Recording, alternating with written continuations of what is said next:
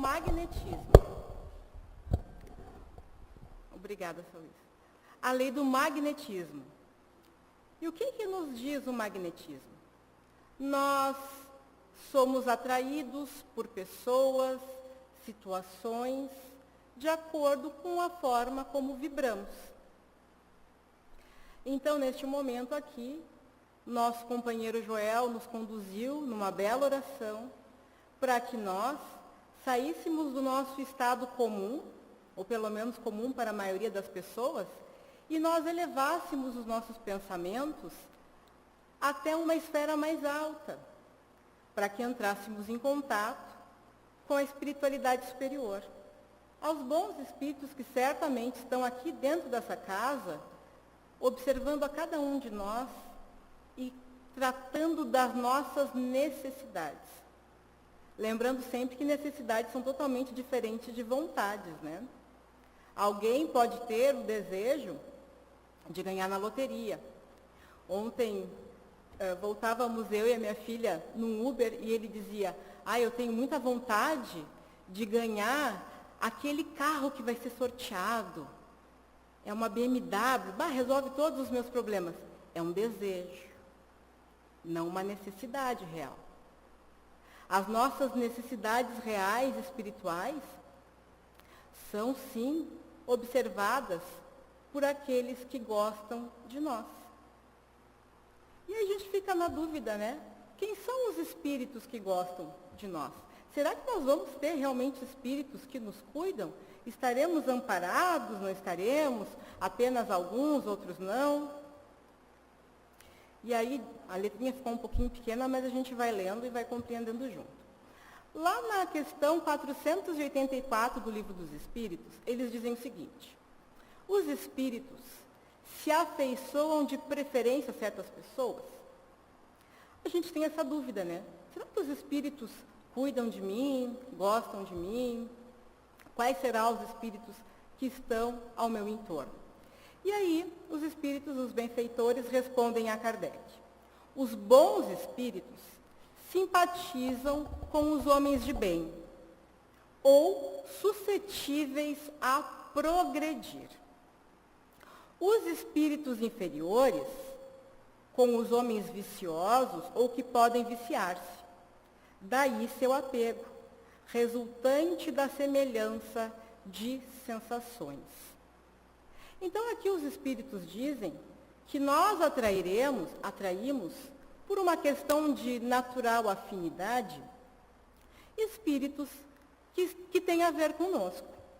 Aí a gente traz um trechinho, aqui é a obra Obsessão e Suas Máscaras, da doutora Marlene Nobre. Doutora Marlene Nobre, já desencarnada, uma médica espírita, muito importante para o nosso movimento, ela pegou obras psicografadas por Chico Xavier, obras de André Luiz.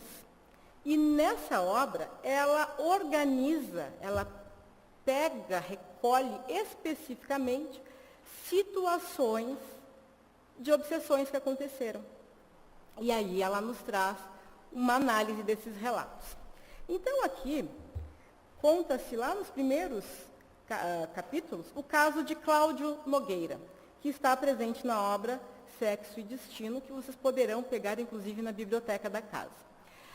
Então, contam o caso de um senhor chamado Cláudio Nogueira, que era um homem de uma boa posição, um homem de classe média alta, vivendo em um apartamento muito confortável. André Luiz e seu companheiro Félix, desencarnados, adentram a casa e percebem ali dois espíritos desencarnados com uma aparência bastante grosseira. Então, observam a cena que se passava. O senhor Cláudio emanava eflúvios alcoólicos. Tinha o odor de quem havia consumido álcool.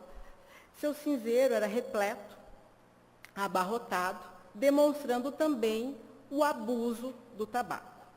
Um homem muito bem vestido, pijama impecável, na casa dos 45 anos de idade, unhas bem polidas, cabelo irretocável, tudo muito bonito do ponto de vista externo. Esse homem, com um cigarro entre os dedos, folheava o jornal do fim de tarde. E um daqueles espíritos de aspecto grosseiro que ali se encontravam, se aproxima dele e diz a Cláudio: beber, beber. E ele, escutando aquele enfático apelo, abandona o jornal, abandona a notícia a qual se detinha, ergue-se e vai de pronto sorver o uísque, que era o desejo daquele espírito. O outro, que estava ali, também desejava o consumo do álcool e faz o mesmo apelo. E tanto o espírito encarnado como o desencarnado, naquele momento, unem-se em perfeita integração e harmonia. Então, André Luiz pergunta ao companheiro Félix se não seria interessante retirar aqueles companheiros de nível tão inferior daquela residência. Mas, para surpresa de André Luiz, Félix afirma que não seria possível nem proveitoso, porque Cláudio era um homem maduro, tinha acesso ao conhecimento e ele tinha a possibilidade de escolher os amigos que lhe frequentariam a casa. Se era do desejo dele, então, ter essas amizades de espíritos inferiores, eles assim permaneceriam na sua residência. E aí, num dos trechos, André Luiz diz assim: fundiram-se os dois, como se morassem eventualmente num corpo só. Altura idêntica, volume igual, movimentos sincrônicos, identificação positiva. Daí, meus irmãos, nós questionamos: quem estamos atraindo para as nossas residências? Todos, absolutamente todos os amigos que nós temos, guardam conosco algum grau de afinidade. Sejam afinidades em ordem política, em ordem do futebol, gostos musicais, afinidades profissionais. As pessoas que escolhemos para o nosso convívio íntimo são pessoas ligadas a nós por algum motivo. E no plano espiritual, as coisas são exatamente idênticas. Não há como ser diferente. Vamos conviver com aquelas almas com as quais nós temos afinidades.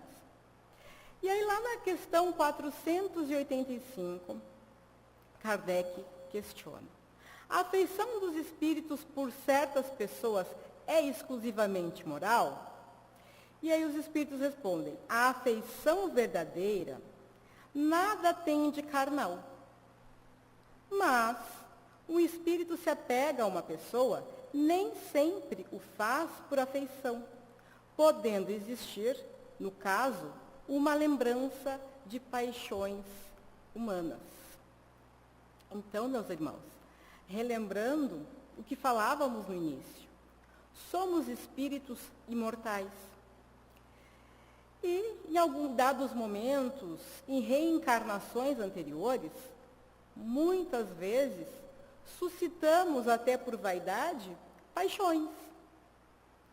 Existem aquelas pessoas, e sabemos disso, que procuram atrair a atenção para si, provocando, inclusive, voluntária ou involuntariamente, afeições de outras pessoas, às quais elas não dão importância, mas por pura vaidade mantêm essa afeição.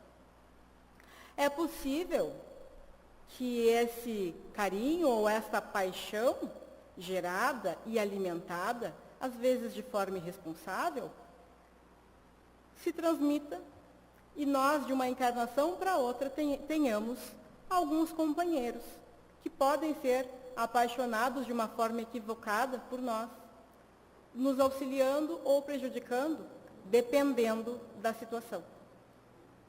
São situações que nós criamos muitas vezes pela nossa irresponsabilidade e que vão nos acompanhar. E os espíritos desencarnados são os homens, nada mais do que isso. E eles mantêm as mesmas características. Nós temos, às vezes, aquela ilusão, né? Desencarnou, virou santo. Era muito comum, principalmente nos funerais, as pessoas fazendo aquelas homenagens. Muito bom a gente lembrar das coisas positivas que foram feitas pelos nossos companheiros. Mas não significa que nós vamos desencarnar e vamos de pronto abandonar nossas paixões. Quantas vezes irmãos desencarnam e permanecem ligados ao lar, porque ainda não compreendem. Nos estudos, para virmos para cá, observávamos um expositor falando de uma pessoa muito simples, que trabalhava no quartel, era soldado e a paixão dele era aquele quartel. E desencarnou. E permaneceu ligado ao quartel. Poderíamos dizer que se tratava de alguma ligação moral? Não. Simplesmente aquele espírito gostava de estar ali, trabalhou a vida inteira ali, dedicou a sua vida e não estava ainda interessado em compreender a sua realidade espiritual. Ele ainda não queria. É como a pessoa que é viciada em álcool, está lá bebendo, e a gente chegar e falar assim, companheiro, tu sabia que tu é espírito imortal? Seria perda de tempo. Nós chamarmos uma pessoa no momento que não é adequado. Ou aquela pessoa que está vibrando no ódio, a gente falar, perdoa. Ele vai ficar com raiva da pessoa e vai ficar com raiva da gente também. Né? Ainda não é o momento. Ainda não é a hora. Tem a hora. Para tudo tem a hora. Então, meus irmãos, vamos seguindo aqui nosso estudo. Na questão 486. Os espíritos se interessam por nossos infortúnios e por nossa prosperidade? Os que nos querem bem se afligem pelos males que experimentamos na vida? Aí nós vamos pensando, né? Se temos espíritos ao nosso redor que são nossos amigos, eles vão vibrar sim quando nós estamos bem. E vão lamentar sim quando nós não estamos. Mas a espiritualidade superior vai falar isso de uma forma ainda mais elevada. E diz assim, os bons espíritos fazem todo o bem que podem e se sentem felizes com as vossas alegrias. Eles se afligem com os vossos males, quando não os suportais com resignação, porque então esses males não vos dão resultado, pois procedeis como o doente que rejeita o remédio amargo destinado a curá-lo. Então, os espíritos que são superiores a nós, eles compreendem que se estamos passando por alguns desafios, é porque estes são necessários ao nosso progresso. E que seremos muito mais felizes vencendo os desafios. Mas é verdade também que alguns dos irmãos que nos acompanham podem não ter a mesma clareza espiritual e podem ficar simplesmente angustiados quando nos veem tristes. E, por outro lado, existem companheiros que podem ser, sim, nossos amigos espirituais e que não queiram o nosso progresso. Imaginemos aquele companheiro do início, Cláudio Nogueira, que bebia álcool. E aquele companheiro que tinha amigos espirituais na mesma faixa. De repente, esse companheiro conhece a doutrina espírita ou outra religião e decide abandonar o vício do álcool. O que aconteceria? Será que esses amigos continuariam vibrando pelo melhoramento desse irmão? Bem provavelmente não. Embora fossem realmente ligados e íntimos, seriam amigos que não iam querer o progresso e que, em algum momento, poderiam impor alguma barreira, dificuldade, obstáculo para que aquele companheiro evoluísse, porque não era a intenção deles. Eles querem que o companheiro fique na mesma situação, sorvendo a mesma bebida alcoólica, para que eles sintam o prazer que tinham enquanto encarnados. Então, nem todos os nossos amigos espirituais, dependendo do nível moral em que se encontram, vão torcer pelo nosso progresso. E qual a espécie de mal que mais faz os espíritos se afligirem por nós? O mal físico ou moral? Vosso egoísmo e vossa dureza de coração. Daí é tudo que deriva. Eles riem de todos esses males imaginários que nascem do orgulho, da ambição, e se rejubilam com os que têm por fim abreviar vosso tempo de prova. Lembramos aqui que essas palavras se referem aos espíritos superiores, bem superiores a nós, que entendem a nossa finalidade, que sabem que estamos aqui para nossas conquistas morais. Estes sabem que, mesmo sendo doloroso o remédio, o resultado que se produz é muito positivo. E aí vem o comentário de Kardec, que diz assim: os espíritos, sabendo que a vida corporal é apenas transitória e que as atribuições que a acompanham são meios de conduzir a um estado melhor, afligem-se mais pelas causas morais que podem distanciar-nos desse estado, do que pelos males físicos, que são apenas passageiros. O espírito, que vê nas aflições da vida um meio de adiantamento para nós, considera-os como a crise momentânea que deve salvar o doente. Compadece-se dos nossos sofrimentos, como nos compadecemos dos sofrimentos de um amigo. Mas, vendo as coisas de um ponto de vista mais justo, aprecia-os de maneira diversa. E enquanto os bons reerguem a nossa coragem no interesse do nosso futuro, os outros, tentando comprometê-lo, nos incitam ao desespero. Então, os bons espíritos sempre vão fazer, que se afeiçoam a nós, vão fazer que nós tenhamos força para suportar as dificuldades. Mas é necessário que nós, mentalmente, consigamos nos elevar, nos aproximar desses espíritos, através da oração. E quando nós estamos numa situação de dificuldade, de dor e de desespero, como é difícil fazermos a prece. Ou mesmo a dor física, às vezes estamos com algum tipo de dor física e para nós parece difícil fazermos oração. E exatamente na hora que nós mais precisamos. A hora que nós mais precisamos do remédio é quando estamos enfermos, moral ou espiritualmente, fisicamente também. Que nós saibamos, nesse momento, mudar o nosso padrão. Não que as dores vão sarar de forma mágica, mas tendo a consciência que haverá espíritos que estão ali preparados para nos auxiliar a enfrentar cada percalço dessa vida. Porque nós nunca estamos sozinhos. Nunca. E nós precisamos fazer o possível para sintonizar com aqueles que realmente querem a nossa vitória nesse planeta. Passou o tempo de nós imaginarmos que a vitória na Terra seria a posse de bens efêmeros, que a nossa vitória na Terra seria uma eterna saúde ou coisas que as pessoas admiram. A nossa vitória é vencer o nosso desafio. E cada pessoa que está aqui sentada sabe dos seus desafios. O que tem que vencer. É um familiar difícil, é uma doença dolorosa na família, é um desafio dentro do setor profissional, coisas que muitas vezes nos tiram o sossego, nos tiram o sono, ou até aquele revés financeiro inesperado, mas são coisas que nós vamos vencer, porque nós estamos sempre programados para o progresso. Vamos vencer porque existem espíritos que são realmente nossos amigos e que, se nós soubermos ter a sintonia no momento certo, eles vão nos dar o apoio do qual nós precisamos.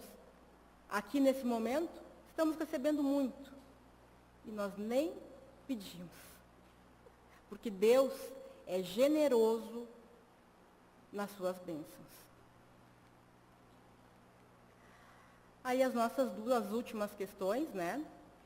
Nossos parentes e amigos que nos precederam na outra vida, têm mais simpatia que nós do que os que nos são estranhos? E aí os espíritos respondem, sem dúvida, e frequentemente nos protegem como espíritos, de acordo com o seu poder. Os laços de afeto, como repetimos aqui diversas vezes, não terminam com a nossa reencarnação. O pai que desencarnou, a mãe que desencarnou, a avózinha querida, eles continuam ao nosso lado, nos dando força e apoio. Não devemos ficar chamando esses espíritos. Não nos compete chamar, porque nós não sabemos a condição específica de cada um desses espíritos. Não nos compete chamar. Nos compete, sim, fazer as preces, agradecer a eles por todos os exemplos que nos deram aqui na Terra, porque geralmente, né, aqueles que nos antecederam são pessoas generosas, e esses espíritos, se realmente são bons e generosos, continuam nos amparando e nos assistindo. Mas, como somos espíritos milenares, existem outros vários espíritos que foram nossos parentes em existências que nós nem lembramos, não lembramos de nenhuma, né? Mas de experiências muito remotas, mas que caminham conosco, ao nosso lado. E ali na 488, são eles sensíveis à afeição que lhes conservamos? E os espíritos falam muito sensíveis, mas esquecem aqueles que os esquecem. E os espíritos lembram de nós. Sempre que nós lembramos deles, dirigirmos uma prece, eles têm essa afeição aos nossos corações. E às vezes, mesmo parentes que nunca conhecemos, estão lá nos apoiando. Eu gosto muito da médium Ivone do Amaral Pereira, né? Ivone Pereira, muito boa, recomendo as obras dela. Aqui na obra Recordações da Mediunidade, ela faz relatos de algumas situações que ela vivenciou no plano espiritual, um desdobramento. E ela diz que nós nos enganamos muito, às vezes pensando assim, os espíritos que estão ao meu redor, Bezerra de Menezes, e ela tinha Bezerra de Menezes ao lado dela constantemente, Chopin estava ao lado dela, mas ela diz que sempre foi acompanhada de muitos espíritos simples, espíritos negros, afrodescendentes, espíritos indígenas, espíritos que ela sabia que tinham uma grande bondade no coração, mas às vezes pouco esclarecimento intelectual.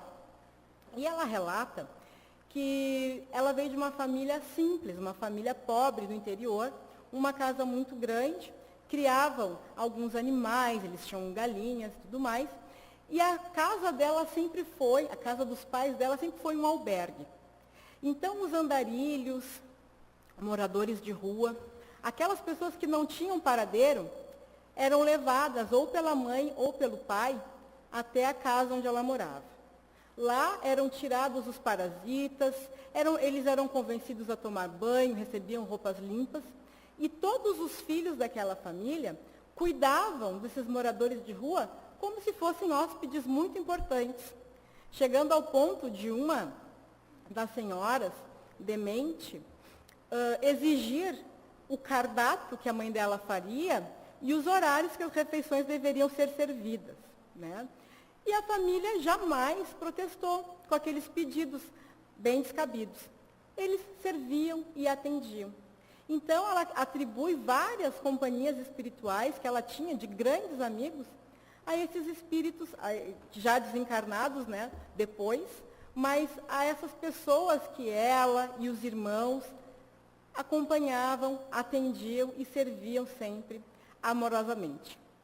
Então, ela relata que havia um espírito com aparência de indígena que várias vezes a livrava de situações dolorosas.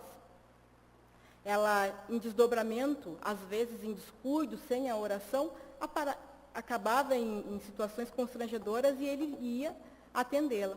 Aí um dia ela perguntou-lhe o nome, ele não queria dizer, ela insistiu, porque queria orar por ele, sabendo qual era o seu nome. E ele disse simplesmente que se chamava José.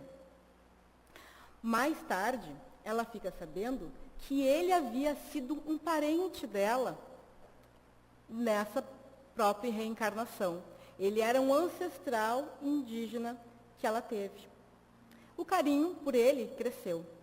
E em certa ocasião ela perguntou se eles já haviam se encontrado. E ele disse que sim, que em outras reencarnações, em terras europeias, eles haviam se encontrado.